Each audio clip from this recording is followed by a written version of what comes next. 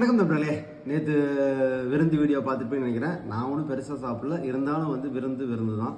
வெளியில் சாப்பிட்டதுனால பார்த்தீங்க அப்படின்னா ராத்திரியை குறைந்த உணவு தான், ஒரு பழம் மட்டும் சாப்பிட்டேன். அடுத்து இன்றைக்கும் பார்த்தீங்க அப்படின்னா கொஞ்சம் சிம்பிளான பிரேக்ஃபாஸ்ட்டு, ஆனால் ஹெல்த்தியான பேலன்ஸ்டு பிரேக்ஃபாஸ்ட்டு தான். என்னென்னு பார்ப்போமா? முதல்ல மாம்பழம் வச்சுருக்கோம். அடுத்து பார்த்தீங்கன்னா தட்டைப்பயிறு, இது வெள்ளரிக்காய் ஆஸ் யூஷுவல் வச்சுருக்கோம். இது சுண்டைக்காய் பொரியல் வச்சுருக்கோம். இது ஒரு முட்டை ஆம்லெட் ஒன்று வச்சுருக்கோம். அடுத்து ஒரு மொந்தம்பழம் வச்சுருக்கோம். ஸோ இதெல்லாம் சாப்பிட்டுட்டு அடுத்து என்ன சாப்பாடுன்னு கேட்குறீங்க தானே? இதுதான் சாப்பாடே. ஸோ இதுதான் இன்றைக்கி நம்மளுடைய காலை உணவு. எல்லாமே ஹெல்த்தியாக சாப்பிட்ணும் அப்படிங்கிறதுக்காக கொஞ்சம் பழங்கள் 2 வகை பழம் இருக்குது. நான் நார்மலாக ஒரு பழம் தான் எடுத்துக்குவேன். இன்றைக்கி 2 பழம் இருக்குது. இது ரெண்டுமே கொஞ்சம் கார்போஹைட்ரேட் அதிகம் தான்.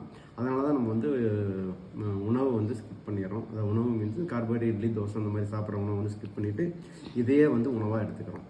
ஸோ இந்த மாதிரி எடுக்கிறதுக்கு முயற்சி பண்ணுங்கள். அப்புறம் இன்றைக்கி இலையில சாப்பிட்றோம். நார்மலாக ஊருக்கு போனால் இலையில கொண்டு வருவோம். அங்கே வாழைத்தோட்டம் இருக்கிறதுனால வாழை இலையை கொண்டு வருவோம். அதனால் இன்றைக்கி இலை ஃபுல்லாக இருக்கிற மாதிரி இருக்குது. ஓகே, இதுதான் இன்றைக்கி நம்மளுடைய காலை உணவு. ஓகே.